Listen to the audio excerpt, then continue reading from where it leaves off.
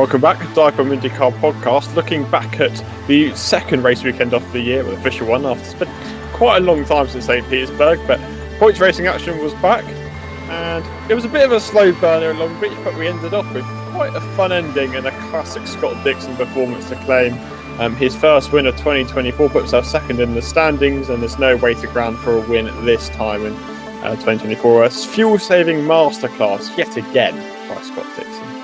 Yeah, it was a classic kind of IndyCar race of two races, really, with, one primary strategy, then you had the alternate strategy of, well, it was Dixon and Power leading that, but yeah, ultimately it was Dixon who secured a victory for the 20th successive season, now moves within 10 of AJ Foyt's record of 67, so he's closing in there, and it was just kind of remarkable, really, what Dixon produced. I think all the other drivers were left somewhat dumbfounded because he was, just classic Dixon, quietly kind of got into the weekend and kind of quietly got into the race as well. I know Colton Herta remarked about the fact that how did Dixon even get to the front? And I don't think I even know how he got to the front particularly, but he went on this mammoth fuel save. Will Power was on the same strategy. He took the lead in the first corner, but yeah, Dixon kind of closed up to Power, overtook him, and I think in the end won by I think it was, Power ended sixth and was about 15 seconds back on this, the next closest driver on that strategy.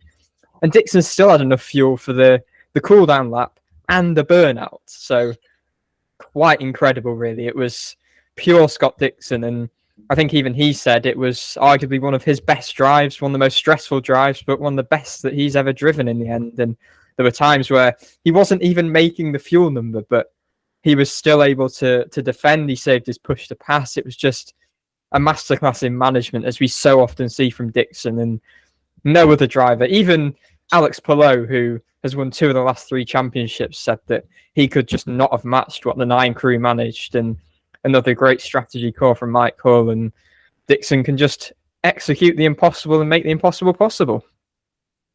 Yeah, I think as well with the way that it was making it out, I didn't think he'd have enough fuel for the cool down lap, and kind of the way it was, it kind of felt like I thought he'd get over the line and then have to pull over or something, and he wouldn't be able to do it, but he did. So I don't know, maybe that's just another Scott Dixon thing, or if it was just they thought they had less fuel or something. But either way, like you said, Alex Palou said no one else could do it, and I think every other driver, when they kind of maybe after the race knew about it, they would be thinking the exact same thing.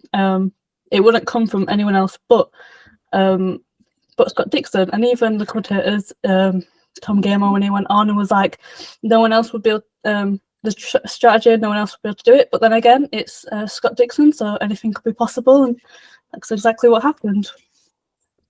Yeah, and then we had quite a climatic ending with sort of the 2 strategies forming. You had Dixon, it was Power first. We'll probably get onto him a bit later, but it was Power who started his monster fuel save, and Dixon and a few others followed him. And then there was the people pitted a bit later because they didn't want to do this fuel save, went a bit more aggressive, pitted a bit later, but obviously had the work to do with overtaking the people who had pitted earlier. So sort of had this culmination of 2 strategies. You had the Dixon and Power strategy, and then you had the second strategy led by Newgarden, led by Herta and Palou. I mean, it was Newgarden leading that charge, but it sort of got a bit controversial towards the end with Colton Herta obviously hitting Newgarden, causing him to anti-stall coming up the final corner with probably 5 or so laps to go. I can't remember the exact amount. And that's probably the biggest talking point out of the weekend. Penalty, no penalty. I think Colton Herta said he wouldn't be surprised if there was a penalty, but at the same time, 9 times out of 10, that sort of thing happens and nothing comes out of it. Yeah, I mean, Newgarden he kind of at some points looked nailed on to take his second win in 2 points-paying races, and you kind of did feel, he might have got Dixon, but the way that Dixon was defending was pretty remarkable, to be fair. I know Newgarden kind of mentioned, he thought that if the Herta incident didn't happen, then maybe, the back markers would have influenced, but another impressive thing I think I will note about the Dixon drive is he said in the post-race press conference that he was actually, I think, using the back markers to basically slow his competitors down because they were charging fast behind him. But yeah, the way he defended was incredible, and such an intelligent driver. the incident, I think it was more of a case of the consequence kind of outweighed the action. And I think if you start penalising that, you're going to have to penalise an awful lot of things just for the precedent it would set. I think Herta, to be fair to him, it's not in his nature. That's not how he drives. He's not going ramming into people, hitting people. And he actually seemed pretty gutted about the fact that, it had happened, that incident. And, Newgarden came over straight after the race.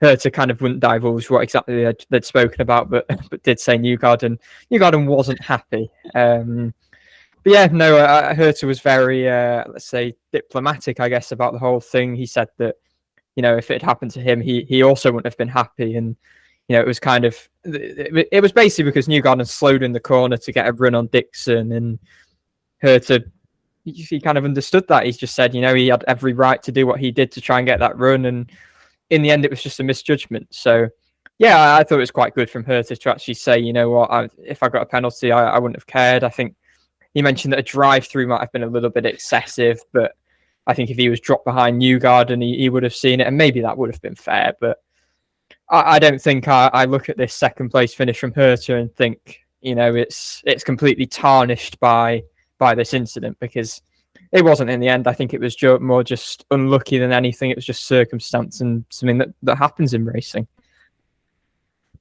Yeah, I mean, Herta drove pretty good race otherwise, and these things do happen. You'll win some of them throughout the season, you'll lose some of them throughout the season. Like, was it Road America last year? VK just completely wiped out Rosenqvist and didn't get a penalty. So yeah, that's the sort of thing that I think you may penalise, but yeah, that's in the past now. Look, well, one point is, if you're not getting a penalty for completely wiping out another driver, I think maybe on this occasion, tapping him on the back would be a bit harsh. No, I completely understand that. Yeah, I think.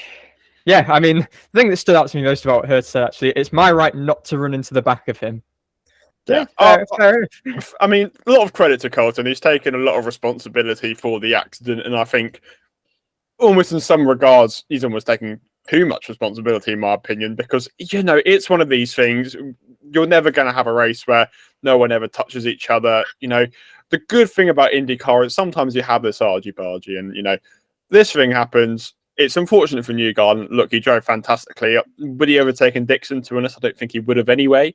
But I mean, it's just unfortunate. But look, Newgarden still the lead of the standings. It's just a couple of points. It's 8 points, and yes, we know this sort of thing can make a difference, but it's not the end of the world. But quietly, the benefactor was Alex Palou, who once again sort of drove a really quiet race, but in quite Alex Palou fashion, sort of just ended up in contention and drove home to a really, really solid third place. So credit to Alex Palou once again, sort of the silent assassin in the series. Yeah, I mean, I just quickly touch on Herta's race, actually. I think it was his best finish since Toronto 2022. So he's driving pretty well to start the season. He backed up a top 5 in St. Pete with this. So I think it is looking kind of on the up for Herta after what was, he said his worst season. He was very critical of last season. I think he's put in a lot of work, a lot of analysis to kind of really improve. And yeah, obviously he was the benefactor of his own incident with Newgarden to jump up a place. And yes, wasn't a match for Dixon.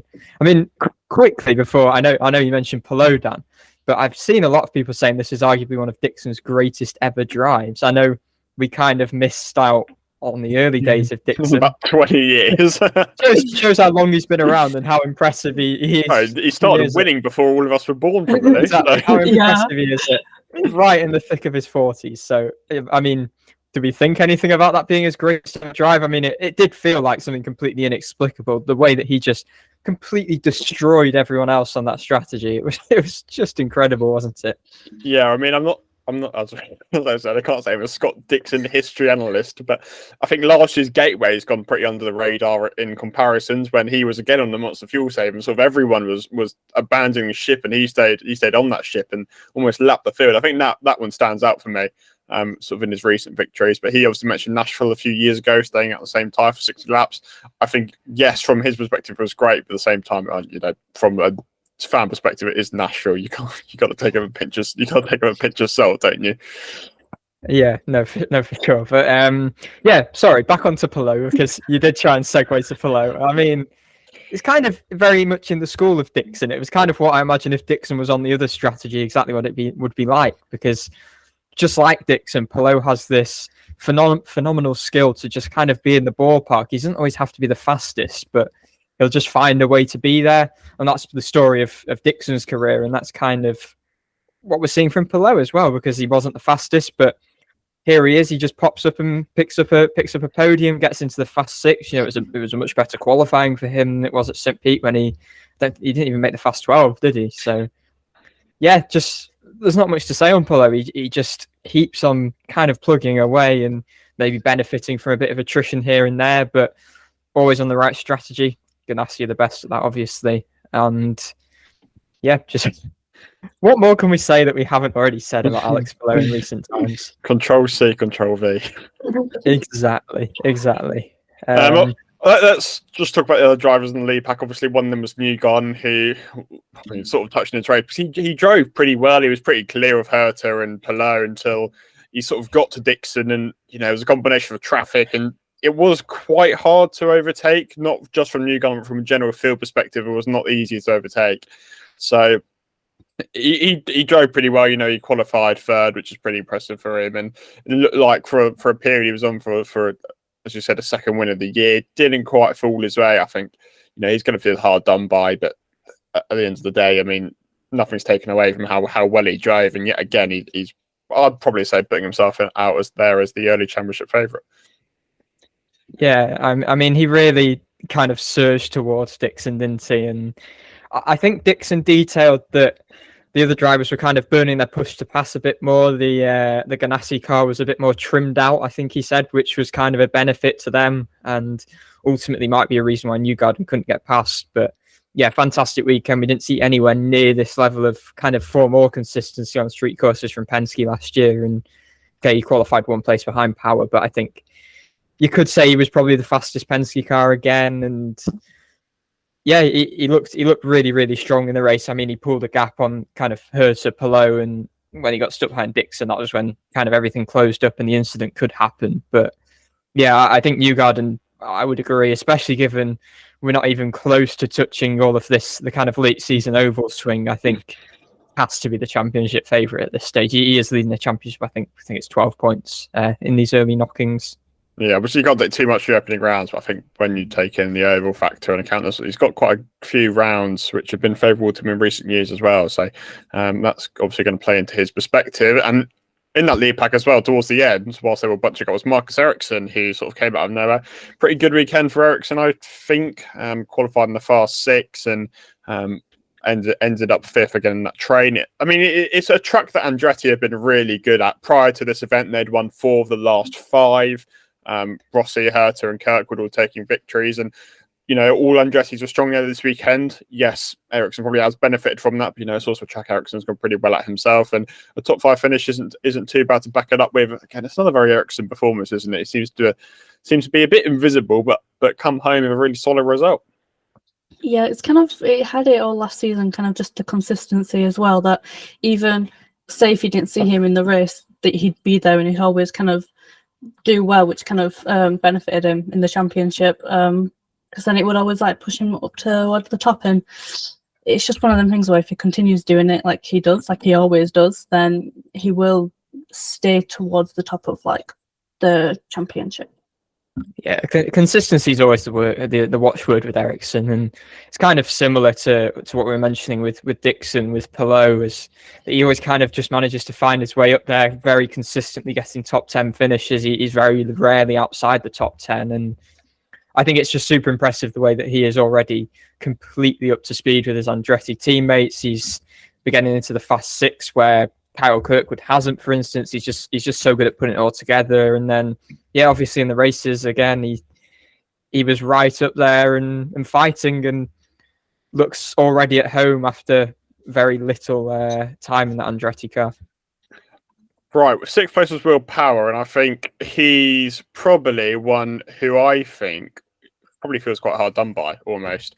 He was on that that leading strategy. He was leading to make clear, obviously qualified second, and then the closest qualifying in street course history since IndyCar started recording it. I think that's a stat there.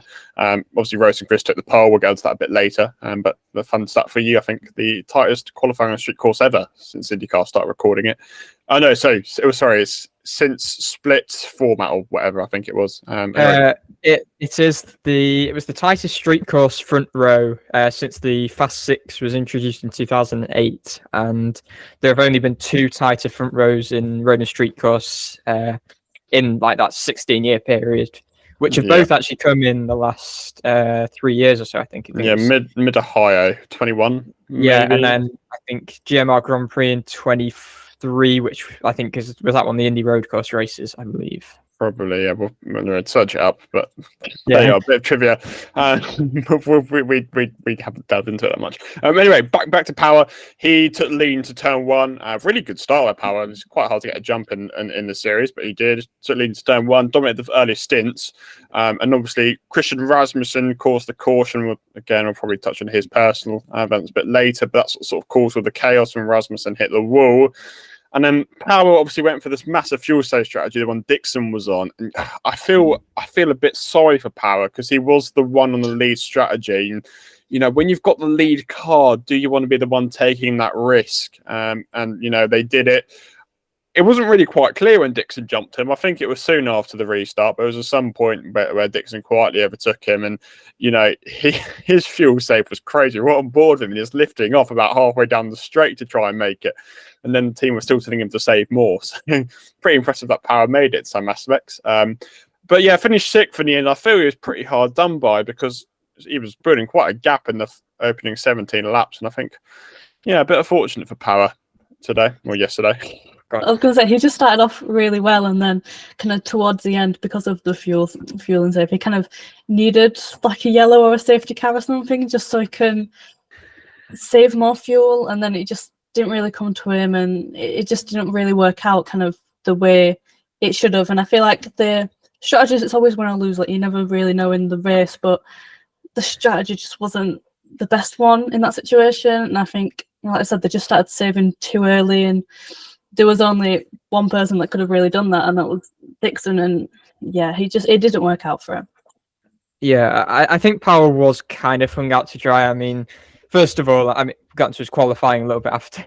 Wrong order, but we'll get into his qualifying once we quickly discuss the race. But I think his move around the outside in the first corner was gutsy. It was a really good move. I don't think Rosenqvist defended too hard, but yeah, it was a good move. Power was the only one of the front runners, I think, to start in the alternates. I think the next closest was Kirkwood starting in 10th. So he was kind of always going to be on a bit of a different strategy to the rest of the front runners. But I just think the way that it panned out, obviously pitting under that caution, it was a little bit early, I think. And yeah, the fuel save was absolutely mammoth. And that's why, honestly, when we keep coming back to Dixon because it was so incredible. When you see Power lifting almost halfway down the straight, how Dixon managed to finish with a whole lap of fuel to do the cooldown lap is just, it's quite astonishing, really. I think Palou jokes that he had an extra fuel tank or something. And he did clarify, yes, it was indeed a joke. He accused him of cheating, but he was joking. So, I think ultimately it was probably the wrong strategy for everyone but Dixon. Colton Herta thought otherwise, Dan, when you asked him that. He said that he felt that he was on the wrong strategy, being the primary strategy, because obviously it wasn't the winning strategy. So I'll take one off Zoom. Dan Jones, DIVEBOMB Motorsports. Go ahead, Dan. Yeah, thanks, Dave. I know, Alex, you touched on this briefly, but do you guys still think you were on the right strategy today? Do you think either you could have made that possible, and were you ever considering going on to that alternate strategy? No, we lost. So it wasn't the right strategy. But it would have been tough in our position where we were on track to make that call, especially with the tires that we were on. At least from my perspective. So it was tough. I think when you're further back, although Dixon wasn't that further back, he was like 8th or 6th. Yeah, he was 7th. behind me 6th, I think. Yeah, 6 or 7. So he was still, it was pretty brave to make that call. Same with Will up at the front. But I knew it was doable from our pre-race. strategy, but I thought it was going to be, 16. I think they pitted on like lap 17. That's difficult. That's very early. Thank you. And then Colton, obviously the team put in a lot of work during the off season. You obviously had quite a difficult year last year. Looking at the first 2 races, you were more optimistic for the rest of the year. Yeah, I mean, IndyCar is always evolving, and it's such a difficult championship to hit it right on the head, because it's a 10th here or a 10th there, and that's the difference between finishing in the top 5 or 15th. So any time that we can make developments, and whether that be aero-wise or with the dampers, it's always I always love it, and it's always great to see. So I assure you that the guys are working hard as ever. I think we've had a good start to the year, and we have good cars at the moment. So we need to keep that up, because as we see in racing, it's always progressing forward. So we need to keep going. And just quickly for Alex, obviously, Newgarden and Dixon started the year really strongly. Do you see defending your championship maybe a bit more difficult this year?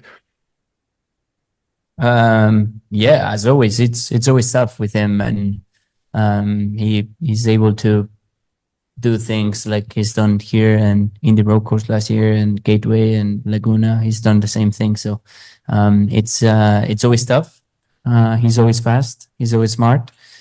And it's great to be his teammate, so I can see what he does, and hopefully I can learn someday. Thanks for your time, guys. Well done today. Thank you, Dave. But I don't think anyone else could have pulled it off, really. Palou said he couldn't, so no. I'd be surprised if someone could. But Honda have always been slightly better at sort of fuel saving, which obviously may have been a slight advantage towards Dixon, but that doesn't take away from what Dixon was able to do. But that's something, obviously, anecdotally, they've been really strong at. And on his qualifying, you look, he had 1 fast 6 appearance all year, as was the statistic, and he's already matched that this year after. Did he get top 6 at St. Pete? I can't remember. No, he didn't. It was only Newgarden. Only Newgarden. But still, he's already matched his last year record within 2 rounds, qualified in the front row, and obviously was this close to taking it. So probably about this close, quite literally, isn't it, when you break it down? Pretty much. But yeah, pretty unlucky from Power there. But he's going to take a lot of confidence from this weekend, even if the result probably wasn't what he deserved. Yeah, no, for sure. I mean, it was his best street course qualifying, I think, since St. Pete in his championship winning year in 2022. So, it kind of shows Penske haven't quite been there on street courses. I think it's his best qualifying full stop on a road and street course since Laguna, which was the final race of his championship winning campaign. So, yeah, obviously Penske kind of struggled a lot last year. Newgarden only made, I think, 3 fast 6s. Power made the 1. So already matched that, and when I asked him about improvements, this is what he said. Thanks, Dave. So firstly for Will, what improvements do you feel you have made as a team and yourself in qualifying this year? Because obviously last year I think you guys struggled a little bit road and street course qualifying, but what do you feel like you've kind of developed this year to kind of start off strong? Yeah, it's a couple of things. I think the engine's better. I think Chevy did some really good work in the off season. And as a team, we've worked hard on street course setups and road course. But, everywhere. Overall, actually, we're kind of disappointed with the season, although we did, the team won the 500. But we're just stronger overall. I've personally worked hard, and I'm sure the other 2 boys are, they're working hard as well. So I think it's all clicking well. Right, so that was what Power had to say. He finished ahead of Carl Kirkwood, who had quite a quiet weekend. Wasn't quite a defence of the Long Beach crown he wanted, but I don't think it's too much to say on Kirkwood's weekend. He was quite quiet, not as quick as his teammates on this occasion, unfortunately, but, he still came 7th. It's not a bad result, is it? No, it was kind of, he's not started the season in lightning fashion, but yeah, it wasn't quite last year. He was kind of running up there on that alternate strategy. And actually, one thing I forgot to say on Power as well, he crashed twice in practice before he got his pole. So to kind of put that to the back of his mind was quite impressive. Was saving weight. He's crashing to knock off all the irrelevant parts. They made a change to turn 8, I think. It was where there used to be quite a lot of bumps. Used to be a horrible bump on the apex. That was where last year, I think I remember ILOC crashing there, possibly in practice. Yeah, Awards had a few incidents. But yeah, so they're obviously kind of trying to test the limits there, and Power broke 2 left rears. One was a more aggressive crash than the other. I think he kind of rolled back to the pits for both times, but yeah, responded well there. But that's an aside. Kirkwood, yeah, not much to say on his weekend particularly. Yeah, we'll move straight on to Roman Grosjean, who I think had a pretty solid outing in PA, a really quiet outing. We didn't really see much of Grosjean at all. But it was really impressive performance. He didn't qualify amazingly either. Qualified 16th, but he ended up P8 in his first top 10 finish for Hunkos, obviously, and probably his best finish in quite a while since Nashville. Yes, I think he had only 3 finishes better than this last year with Andretti. If this was last year, it would have been his 4th best finish of the year. I think he had his 2 seconds and then a 6th place, and that was the only best finish he managed with a pretty strong Andretti team. So I guess that kind of shows a lot about the job that Hunkos are doing, and I think he's pretty happy with it. Actually, he said in his kind of post-race notes that, you know, just as a team, they really made steps forward from St. Pete. I mean, to be fair, Grosjean was pretty quick in St. Pete. He actually qualified better, but obviously the race didn't pan out his way. He had that incident. But yeah, really, really strong race. And I think Hunkos can be very proud of the way they've started this season. They look really strong and kind of, you know, above the likes of your Foyts, your Coynes, who you'd expect them to be fighting with. So HBRs are probably better than. Yeah, I know VK's had a few strong results, but yeah, you could definitely argue that. Kind of Pino's taken a step forward as well. I think obviously did quite well at the thermal. So yeah, it's probably the right time to mention him. To be fair, he finished 15th, and I don't think he's had that many top 15s particularly. So again, he's not far off Grosjean really. He's not matching Grosjean, but you know, this is a very experienced guy we're talking about in single seaters. Obviously, Canapino's experienced in kind of his wheelhouse, but yeah, pretty impressive from Canapino. He's kind of consistently seems to be running towards the top 15. Yeah, thermal was good as well. So yeah, pretty impressive. Sophomore, you know, he's returning to tracks now. He knows the tracks. He's got a bit of experience under his belt, and you know, he kind of said the execution was just really good. Pit stops, everything. The team are really putting everything together. Yeah, 5 top 15 finishes across the course of last season. I think P9, Felix Rosenqvist continued his absolutely excellent form in qualifying the front row in St. Petersburg, took pole in his heat for the thermal, and obviously took pole in Long Beach. Fortunately, first sort of 30 laps was dropping like a stone, sort of has emerged. He had some kind of brake issue where his temperatures were spiking a bit, so didn't want to risk anything quite understandably, which was a bit of a shame. I don't think he probably had the pace anyway, even without that issue. But, you know, people are going to remember Rosenqvist for an absolutely fantastic pole this weekend. And he continues to show himself as probably the early surprise of the season so far. Really continued impressive form by Fro. Yeah, I mean, he ended last season really strong for Aaron McLaren, of course, took the pole at Laguna.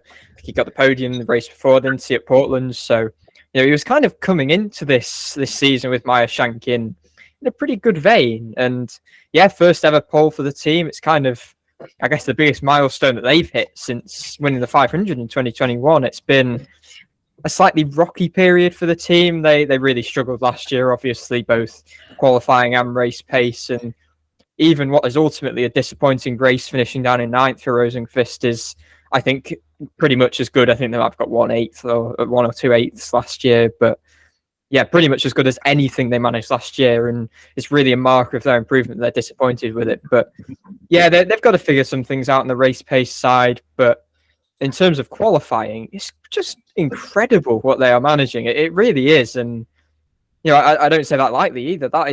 It's some achievement to have turned things around so quickly. Rosenqvist is really, really leading that team forward. He's just relishing being this kind of team leader.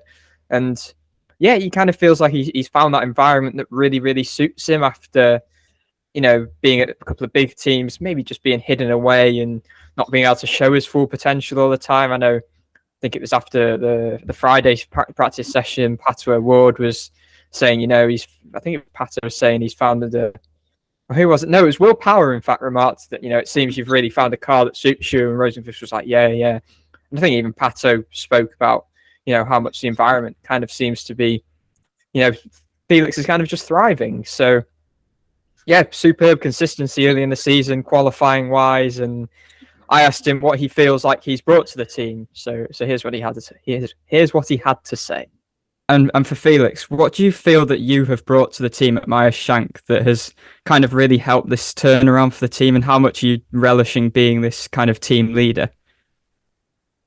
I mean, I think it goes both ways. I think they've taught me a lot, obviously, and I brought some stuff to them.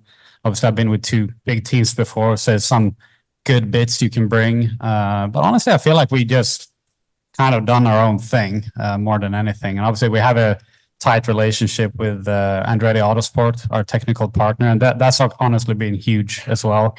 Just kind of be able to bounce off, ideas with between the 5 drivers that we are with Kyle, Marcus, Colton, and Tom and me. I think like it's not big thing. It's all little details here and there, and just a good direction and a good ability to be able to react to different, track conditions and setup changes, which in the end is probably the most that we're doing back in the truck, is trying to get the car as quick as we can. Thanks, guys. Good job today. Cheers, Dave.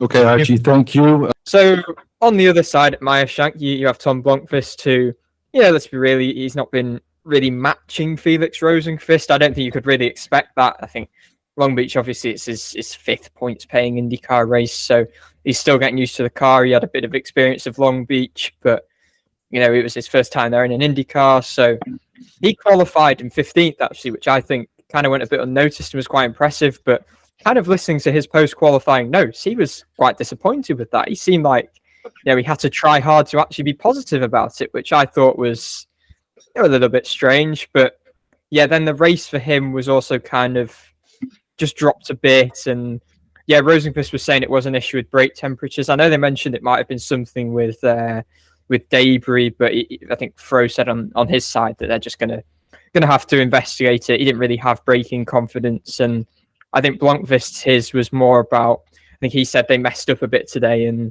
I think it was more on the strategic side. So kind of not everything's quite come together on his side. He's not quite cracked it in races yet. He finished down in 20 seconds. Blomqvist had a brake issue in practice, didn't he? Or some sort of issue.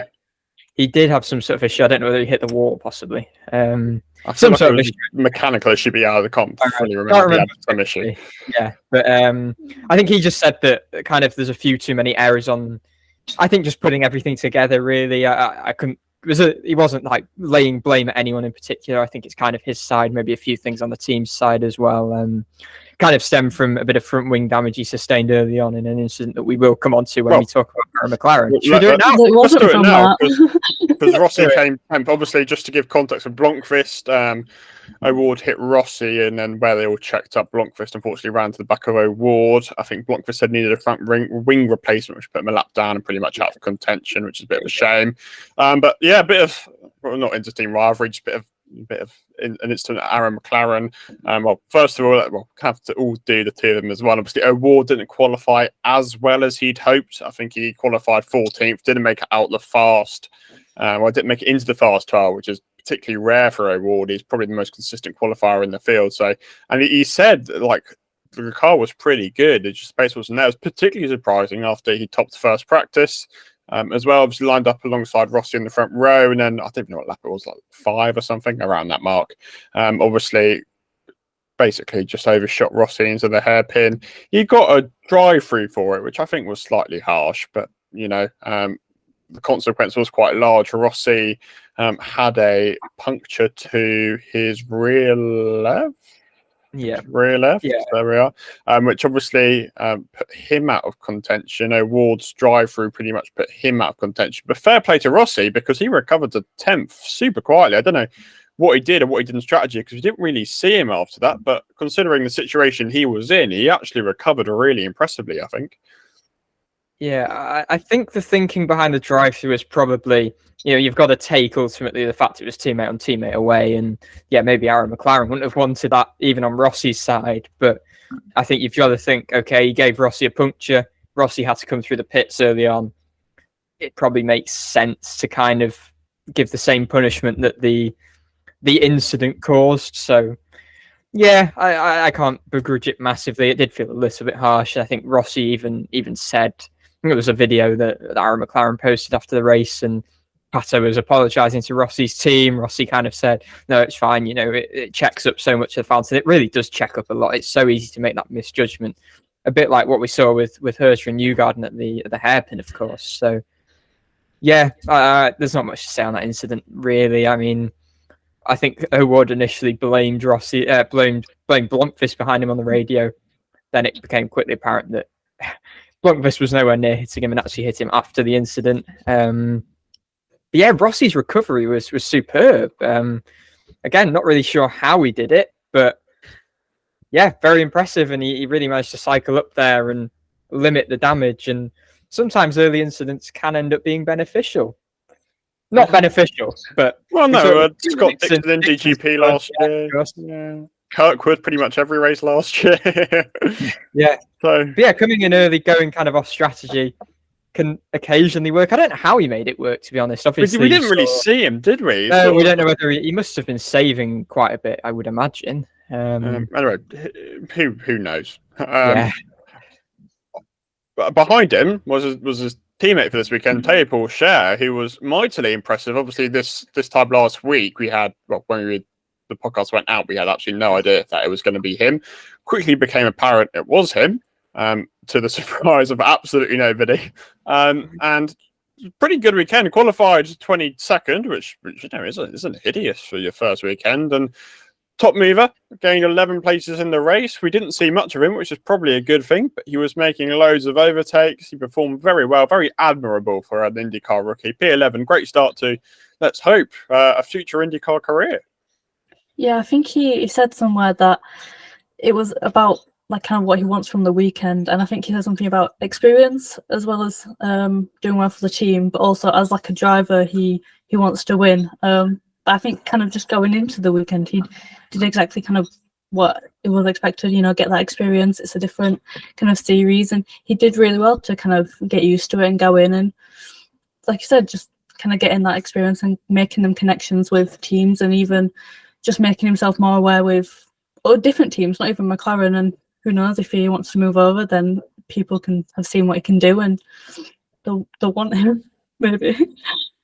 Yeah, I mean, it was a proper baptism of fire coming into a tight street course without having tested or driven the car. He'd had, I think, one day of 4 or 5 hours on the simulator because you have to book the sim out. And obviously it kind of came together quite last minute. I think it was about sort of 2 weeks prior, he got wind of it, flew over to Indy, obviously saw the eclipse and stuff. But yeah, not masses of simulator time, kind of been watching clips. He's obviously had a lot of help from Tony Kanaan, who really seems to be in that mentoring role as a sporting director at our McLaren. But yeah, there was so much for him to learn. But quickly, even in practice, to be quite honest, he was pretty much on the pace. He finished 21st, which is not too bad. He said he had an issue, I think, on his alternate lap as well, so could have been even better off there. But very quickly got up to speed in a different car. He obviously is driving a Super Formula this year. He said that the car's quite different to the Super Formula car, and the track as a street track is obviously quite different to what he's used to in Europe, where it's very flat. This is very, very bumpy. Then qualifying was pretty good. He wasn't looking by any means off the pace, as we've seen with some people who've come in. It's different to compare it to people who've come in at, say, Coyne, but we've seen some people come in and they're off the pace. And yeah, obviously in the race to go and finish 11th is phenomenal. And I absolutely love his kind of emotional attitude. He's very, very passionate about everything he does. He was super excited about this opportunity. He couldn't say enough about how excited he was and how happy he was. He's grown up watching the Indy 500, watching Simon Pagenaud winning the Indy 500. And yeah, so I'm putting in some good moves. He was getting loose. He was saving it. He was hustling the car and had it all going on. And ultimately, it was a really good finish. So yeah, great work in a race of such management as well. Yeah, we spoke to Theo pre the weekend about his expectations and whether anything more lies for him in IndyCar. Hi, Theo. Hope you have a good weekend ahead. Just was wondering if you have any personal expectations for the weekend. Do you have any goals? Is it sort of see the finish, sort of get as much experience as possible? What do you sort of see as a successful weekend from a personal standpoint? Yeah, just to give my best and And of course, I want to do the best result possible. I'm a competitor, so as a racing driver, as a competitor, the only place we all love is to finish first. But I mean, I'm realistic, so I just want to give my best. And if I have an opportunity to do a great result, if I qualify well, if in the race I feel comfortable, then I will, of course, give my best and try to take good points or very good result home. So yeah. And obviously, unfortunately, F1 seat didn't come your way last season. So I was wondering if IndyCar was an avenue you were potentially looking at when you couldn't find a Formula One seat. Is it something you were looking at previously? And is it something you're looking at potentially after Super Formula this year? F1, I'm a reserve driver at the moment. Let's see what will the future look like. But right now I'm just focused on my IndyCar race in Long Beach. It's already a lot to think about, a lot of information, new things to learn, and I'm thinking about only the IndyCar for this weekend. It's probably a good time to touch on David Malukas, who obviously is also a sort of benefactor, the unlucky, the unfortunate soul on the other side of the garage watching Pourchaire do pretty well, which is probably quite painful, both metaphorically and physically. But I mean, it's not good news because it looks like he's going to be out for longer than expected. Barber's almost definitely going to be out for, and judging by what McLaren are saying, I'm not sure he's going to be there for the Indy 500. I think it's going to be a bit nip and tuck. Yeah, there seems to have been some complications. I think it was an article from Racer that he was supposed to have his pins out. I think even going back sort of sometime in the last month, and he's not having them out until I can't remember the exact details, so I won't try and remember, just try and say anything. But in the next week or so, I think.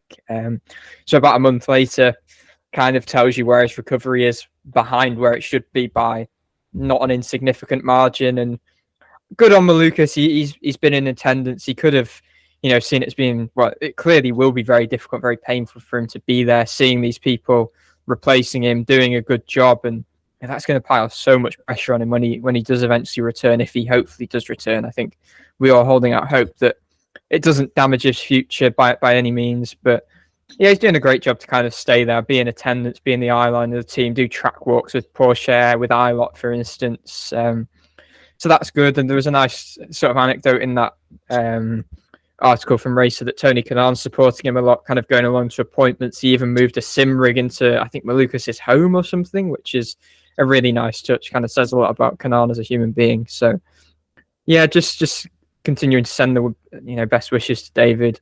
Barber's obviously a very physical track, would not be the best one to return at. I think Pourchaire slipped up a little bit in the press conference and said that Stake or Sauber called him and kind of said, they want you for 2 races. He was then asked to clarify, and he said, well, if David's not fit. But I think that kind of says where they're at, doesn't it? And it's kind of looking beyond that. I don't think Ilott's free for the Indy GP if that's required.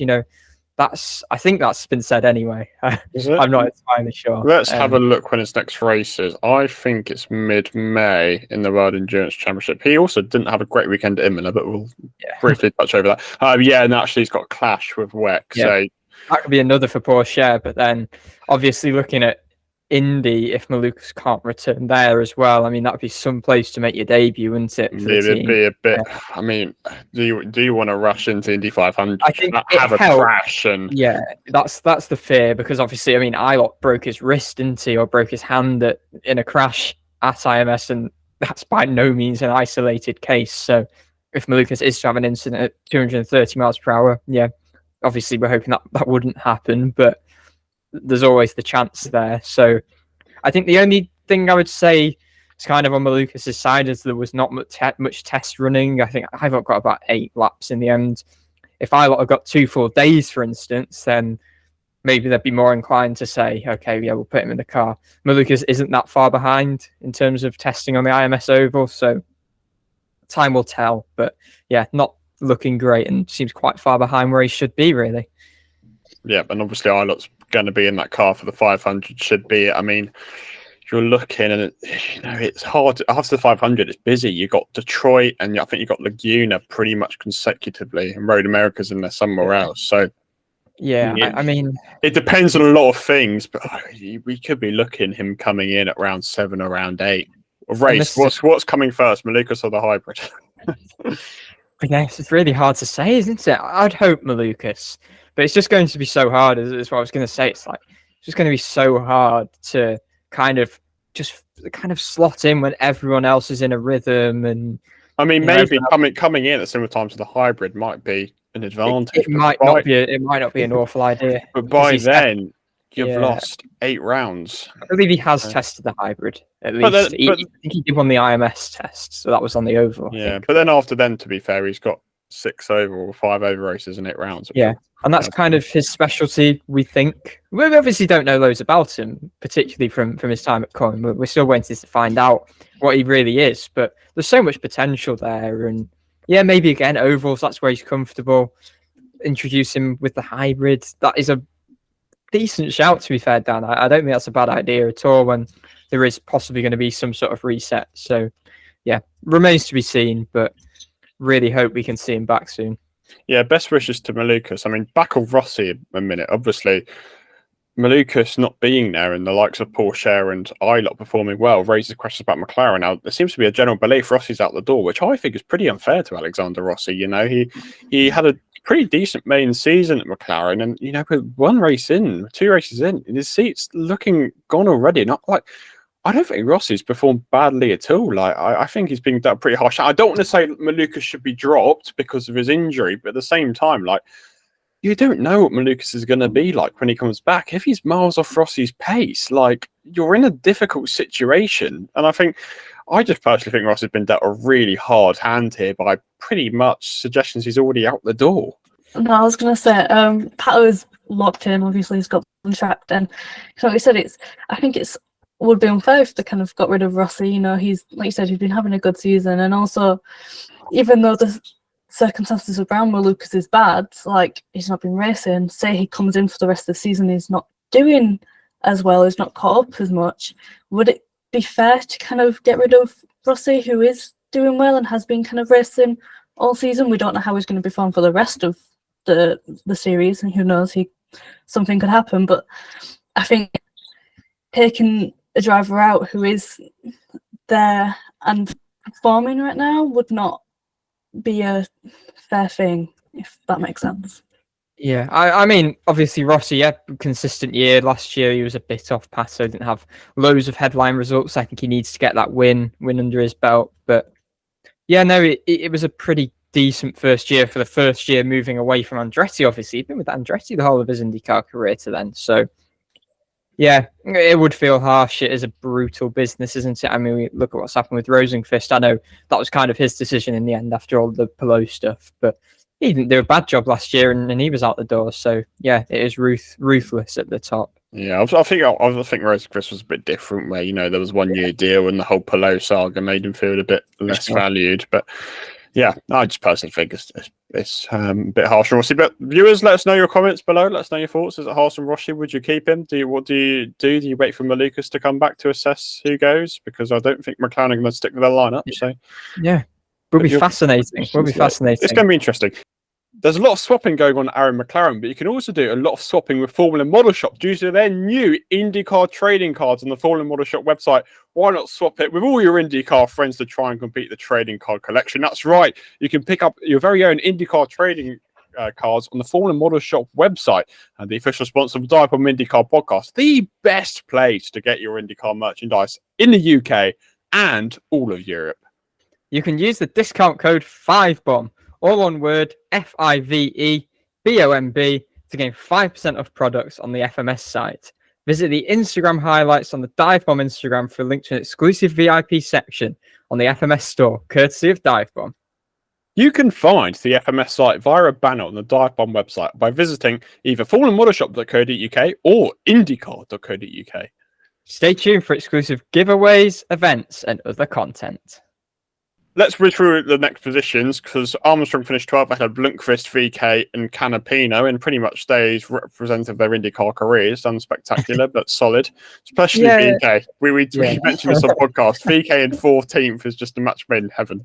Yeah, it's a very VK performance. He started the season all right. He didn't qualify spectacularly. He made up 4 positions, kind of beneficiary of the attrition. But yeah, I mean Armstrong early in the weekend actually looked to be having another pretty decent one. He looks kind of there or thereabouts with his teammates. He is, again, kind of where you'd expect him, really. He's ahead of Lundqvist, but behind Dixon and Palou, which is not something to be disappointed about. But I think he top his group in qualifying, then couldn't quite make the Fast Six. So just needs to make that next step. I feel like he's close, but not quite getting there. 16th was Pato O'Rourke. Obviously touched on his weekend, a bit of a frustrating one. I mean, if he's going to take any positives, it's one better than he did last year at Long Beach. So it's the small things, but yeah, I think I've got to give a lot of credit to O'Rourke actually, because on his Instagram posts and in general, he's taken a lot of responsibility, and that's something he hasn't really done before. And I think this race last year actually really flicked a switch in him somewhere. And you know, it's quite refreshing to see him, because that's something he probably has struggled at, taking responsibility for things. And, you know, it's one of those incidents where, similarly to Herta, you know, it's one of these things that happened. It wasn't intentional. And, you know, he's taken a lot of responsibilities for it. So fair play to Pato. Glad he's taken that on his shoulder.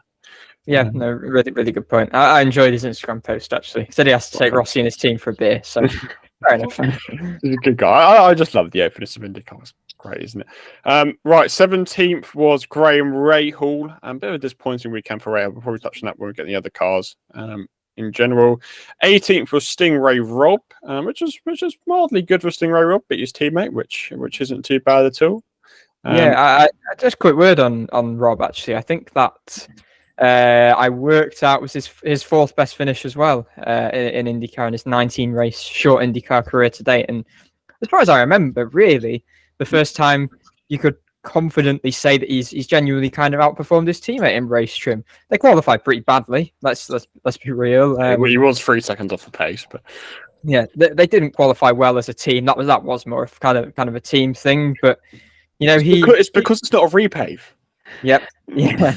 Again, because kind of in his post race notes, though, he was another to kind of say, you know, he kind of felt like everything went well, and he was actually really happy, which, you know, we've often seen Rob's been a little bit disappointed. He's kind of been down there in the 20s. So yeah, this was not a bad weekend, and it was pretty disappointing. I may as well get onto Ferrucci on his side. I think he just had a very, very disjointed weekend. He had an issue in practice 1, he had an issue in practice 2. There were all sorts of electrical things going on with the car, and he got, I think, a field load 21 practice laps, which was never going to set him up well. He then qualified badly, was put on a kind of risky strategy because they were nowhere in the race. And yeah, we're not really seeing the rewards of the Penske alliance quite yet, I wouldn't say. I mean, you know, maybe it'll take a bit of time, but I wonder long run whether, I think this has been mentioned a few places, will it actually end up benefiting Penske more,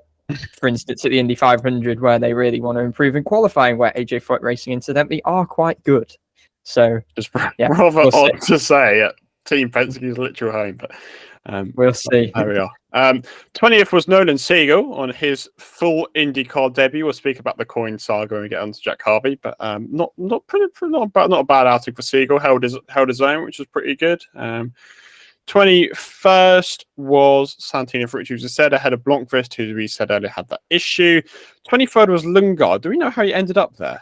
He peeled into the pits late on. I don't know what happened. But yeah, because he had the incident with Kirkwood, hit him in pit lane, had to drop 5 positions, which, again, maybe they were a bit harsh on penalties this weekend, but it was fair. He cut across Kirkwood in the pit lane. That hampered him a little bit, but he was having quite a good weekend up to that point. He qualified 7th. He was looking quite strong. He said it was a big improvement what they had last year, but he disappeared towards the end, and we're not quite sure why. I think Archie's probably looking at it now. Trying to find out. Yeah, he was ahead of his teammate Pietro Fittipaldi, who also said he had an issue. I can't remember what the issue was, but his issue was fuel. So it was the same issue that Graham Rahal had, was that Yeah, good point actually again, because of course they have the fuel issue and thermal, but so Graham Rahal during the race was another that was kind of running quite well. I think he was sort of 4th, 5th on that alternate strategy, and he ended up having a horrendously slow stop because I think the fuel hose, I don't know whether the fuel wasn't coming out, whether it wasn't attaching properly, and that was a lot of misfortune for him because him and Lundgaard both made it into the Fast 12. There was quite marked improvement on what was a difficult weekend at St. Pete, and yeah, him and Lundgaard looked pretty good for a pretty solid result, and looked like they were kind of, St. Pete was going to be just an anomaly, and they were actually going to pick off, where you saw on Toronto where they were really strong, but yeah, ended up being a pretty disappointing weekend for them. Yeah, I believe Fittipaldi tweeted about having a fuel issue, which I can only assume is related, maybe unrelated to what Rahal's issue was. But yeah, I'm just having a quick look at whether I can find anything what actually happened to Lundgaard. All I know is that he peeled into the pits late on. I don't know. Yeah, don't exactly know what caused that, whether he hit the wall or anything. Yeah, don't know. Mystery. 25th was Harvey, who wasn't set to do this weekend. Obviously, we recorded this a bit earlier last week, so we had no idea what Coyne were doing. Harvey stayed in the 18. They moved Siegel over to the 51 this weekend. This wasn't one Harvey was scheduled to do, so that's the mystery sorted out. That was, well, it isn't the car that Braun took over, but it's a continuation of sort of that Braun dynasty. So Alabama, we've got no idea because Harvey was scheduled to be back in the 18, and Siegel's going to be in Indy next. So, any early ideas? Who are we getting for Barber? I don't know. Braun is back. I mean, Leg's now available, so we'll see for that one. But keep your eyes peeled because, I mean, what is quite exciting about Dale Coyne is we've got something to talk about on the podcast every single episode because we're trying to work out who's drivers next week. What's happened to Lundgaard? He had to pit for a splash of fuel. He was in quite an aggressive fuel save from early, so he had to come in for a splash of fuel and ended up finishing 23rd. So that was disappointing. Do you want me to weigh in on Coyne? Yeah, go on. I guess, will we see Braun back? I can't really think of who else. I mean, Leg is available. I guess. Yeah, whether she wants to you've got triumphant return to road course racing. The Francescos, your Petersons. Yeah. We have no idea, realistically. We'll probably see them. They didn't really even announce Harvey. We just saw there was like an Instagram reel of them feeling his name. It was Harvey's birthday. And you're like, oh, looking forward to seeing it this weekend, Jack. And everyone's like, what? Yeah. And then putting out a tweet to clarify. Right. Because I think every journalist was reporting something different. Yeah, they were like, oh, to clear up confusion, Harvey's actually going to be in the 18, which, to be fair, I don't think is actually that bad a decision. That now means he'll be doing 15 of the 17 points paying races in the 18 car, and I think I'll worry pre-season, and this is still going to be an issue on the 51 side, but they need to build some kind of continuity, some rhythm, and by just chopping and changing so frequently, Harvey was obviously out of the car at Thermal, and if you were kind of having these occasional races where there was a different driver, you don't build that rhythm that you really need to kind of build momentum. I think that's a word Harvey keeps using, is that they're just trying to build a bit of momentum, and you just feel like they're kind of getting there. They're progressing through weekends. I think both drivers kind of noted that, it was a bit difficult in qualifying. I think they were both at the rear. Siegel was right at the rear, and then kind of improved a bit into the race. And yeah, unfortunately, Harvey was caught up in that incident with Rasmussen and kind of unavoidably got some damage. Side pod floor was damaged. So that kind of ended any contention of whether he might have finished just inside the top 20, you would say. But fair play to Nolan Siegel. He was he finished 20. P2 of the cars off the lead lap. He was really close behind the Ganassi of Kiffin Simpson. So I think that's a really good effort on his first points paying weekend, his first IndyCar street course outing, and I feel like he quite methodically just made his way up 7 places and did a really good job. It was really important to run a clean weekend, and he absolutely did that. So, yeah, I think it's very clear already that he is almost certainly or definitely IndyCar material. Yeah, I'm just trying to work out what we're going to get for next week in the 51. I don't know. No idea. We'll get a tweet. We'll get a tweet, but no press release because I think you forget. It's either they forget that they have to announce it, or they just don't decide until like the day before, and then they go, "All right, let's just call one of them up." We'll get a tweet on Wednesday or something. I mean, it's probably got. I don't know. I don't know if they will get For the born fun back. of it, for the fun of it, they should go back to classic vintage coin of just not actually announcing who they're going to be fielding, and we just have to figure out when they get in the car. They hardly do that anyway, really, do they? It's every week it's a different cryptic way of announcing their driver. Very true. Well, Because they announce it after. So they like announce it after everyone's basically figured it out. So this week they should do Connor Daly style and do it in like the metaverse or something, just to really spice it up. He could be an option, you know. Now you mentioned Connor Daly, not a bad shout. He's driven for them before, obviously.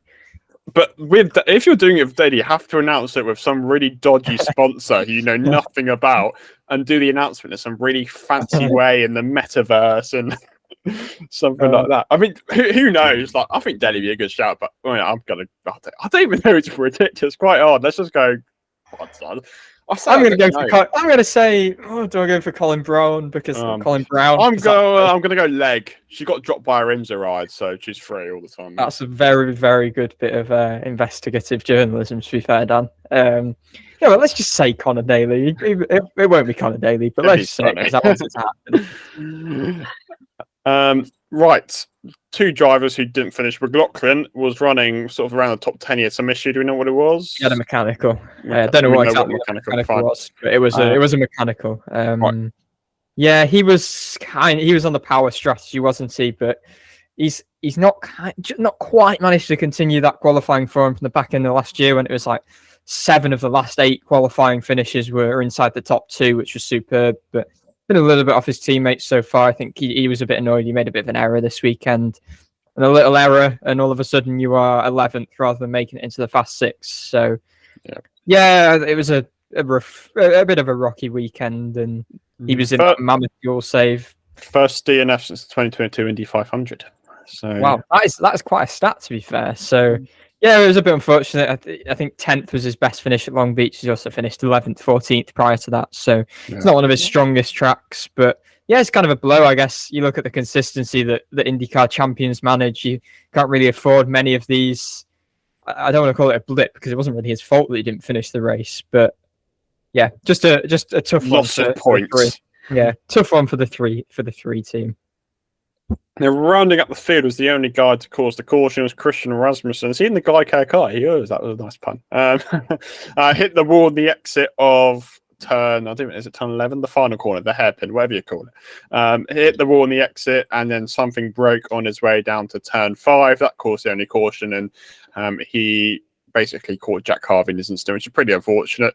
These things happen, rookie mistakes. Rasmussen will come back from it, but he was the only crash. Yeah, he did all right, actually. He was having a pretty good weekend. He was quite close to Rinus VK. He finished 9th in the opening practice session, which was, that was pretty good. I think he felt he could have been better in qualifying as well. I think he was impeded by Robb. Then obviously the racing kind of go as he wanted, but not a bad weekend from Rasmussen. I feel like he's kind of incrementally just getting up to speed. Right. Weekly awards, unsung hero of the weekend. Ooh, I'm going Alexander Rossi. Great comeback. Went unnoticed by too many, in my opinion. I'll go someone different. I'm going to go for Grosjean. Yeah, stop. Let's go like a shout. Oh my god. Oh my god. I had to go. I don't know. I feel like he kind of just went up to the top. Yeah, no, that's quite a good point, to be fair. quietly just made his way up. Funny moment of the weekend. I think Town and Bell's wife was featuring in a movie. was up there with funny moments. We'll talk about it for 5 minutes as well.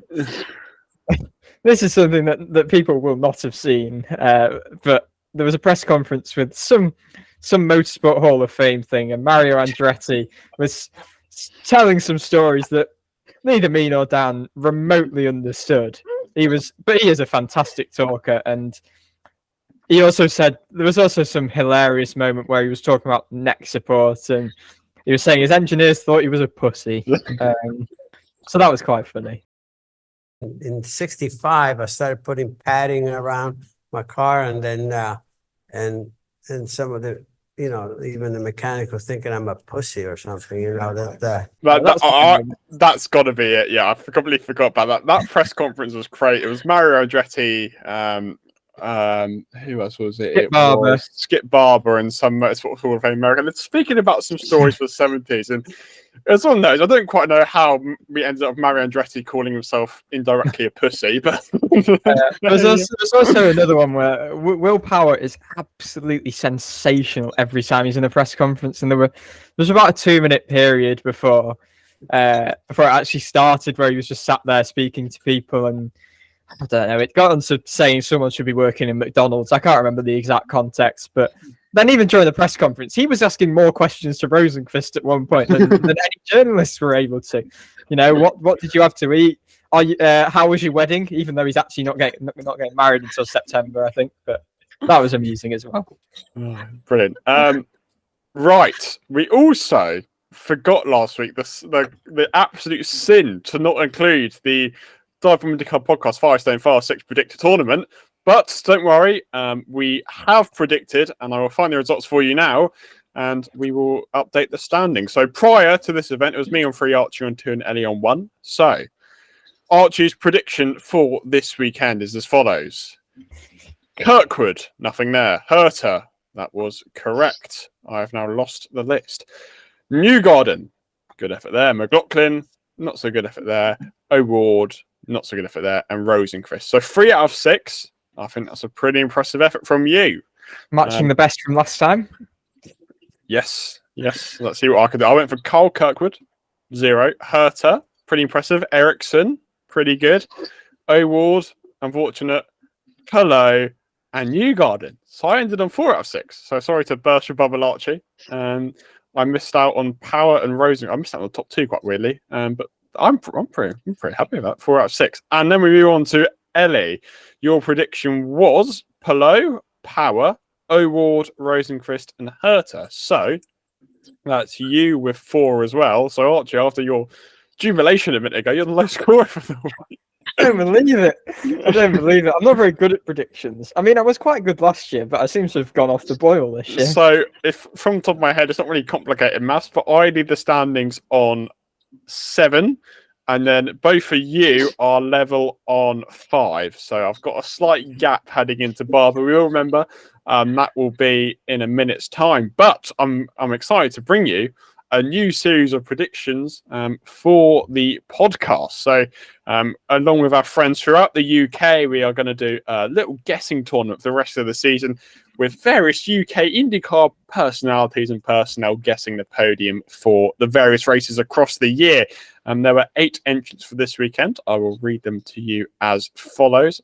The podium predictions follows, so there were 8 entrants. Obviously, we've all got our own entries. So Archie, your podium prediction went as follows: Rosenqvist, Kirkwood, and Newgarden. My prediction was Herta, Kirkwood, and O'Ward. Ellie, your prediction was Kirkwood, Rosenqvist, and McLaughlin. We have also got some prediction from some of our friends from the IndyCar world. So starting off with Formula Model Shop. Their prediction for this weekend was Alex Palou, Felix Rosenqvist, and Joseph Newgarden. The prediction of the DIVEBOMB IndyCar team, our writing team, they're going to be predicting this year along with us. They put Rosenqvist, Newgarden, and Palou. That's exactly the same as British Indy Next driver Josh Mason. Friend of the podcast who appeared on us last year, Tom Gamel, Sky Sports IndyCar commentator. He went for Herta, O'Ward, followed by McLaughlin. And the fans, you are involved. We put a vote on our story on who you would think would be the prediction for this weekend. The fan prediction went as follows: Power, Herta, Rosenqvist. So we probably do the same again this week. Or actually, if you've got this far, comment your top 3 for Alabama in the podcast post, or we'll probably do something on the story otherwise. And the first response will be the official fan vote for the weekend. So if you want to get involved, put your prediction in and you can help contribute to the standing. So just to run over the point scheme, obviously only have to do this once. You're only predicting the podium. You're going to get 3 points if you get a position bang on. You're going to get 2 points if you get it within 1, or you're going to get 1 point if you're 2 off. However, If your driver finished fourth and you predicted them third, you get nothing, and vice versa. It only counts for who you predict. So standings are as follows. You can see them on the screen now. In joint first place is the DIVEBOMB followers. Well done, fans of the podcast. Joint with the DIVEBOMB IndyCar writing team, as well as Josh Mason. So you're all tied for first. Tied for fourth is myself and Tom Gamer on 2. Sixth place is Formula Model Shop on 1 point. And in fourth place, unfortunately, the host of the podcast, Archie and Ellie, yet to make a start. But, we've got 15 rounds remaining, so... Yeah, I'm hearing that this week's are going to be changed to the top 3 in qualifying because I would have got 2 bang on. You wish. Just to make clear, unfortunately, these won't be on the podcast, so you'll have to wait and see for post-race. But what is on the podcast is the Firestone Fast 6 predictions for Alabama. So we'll cut back in about 2 minutes' time once we've finalised our predictions. Here we are, your Firestone Fast 6 predictions for Alabama for the DIVEBOMB IndyCar podcast for next week's tournament. So, who wants to go first? I'll go first. Do you want me to read out the whole list? Yeah, read out the whole list. We'll be here forever otherwise. So, in no particular order, I am saying Palou Award is going to bounce back. Can't rule out Felix Rosenqvist given the form that he's showing. I'm going to go for Marcus Ericsson being actually the only Andretti that's going to make it through. I mean, I could have gone for Herta, but I'm instead going to go my final 3 as Alex Palou. Scott McLaughlin is going to return to qualifying form, and I think Will Power. It's just so hard to predict because one little error for any driver means they are 5 or 6 places lower. So we shall see. So Award, Rosenqvist, Ericsson, Palou, McLaughlin, and Power.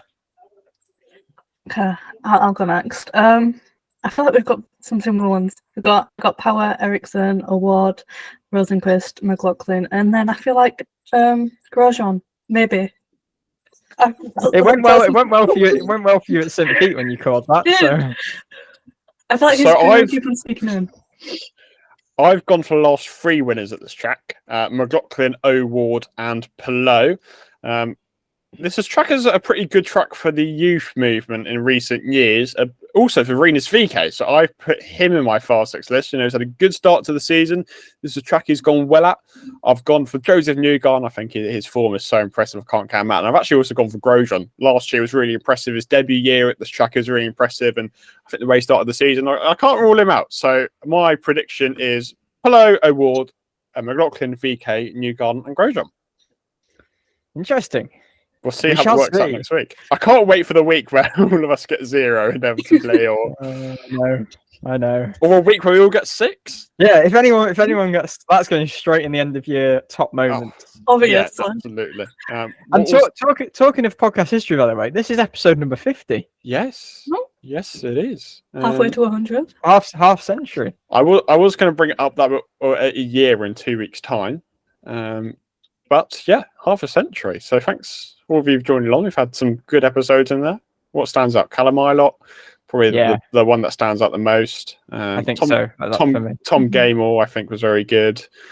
Obviously, Rob and Blomqvist as well. We didn't get as much time with them, but yeah, I think we've got some really good time with Blomqvist and not Blomqvist, Tom Gamer and Calamilot. Christmas special, I think, was one I actually really enjoyed. That was a good episode. That was a really good episode, actually, considering it was a bit last minute. The off-seasoning 10 were pretty fun. Yes, I can't really remember it.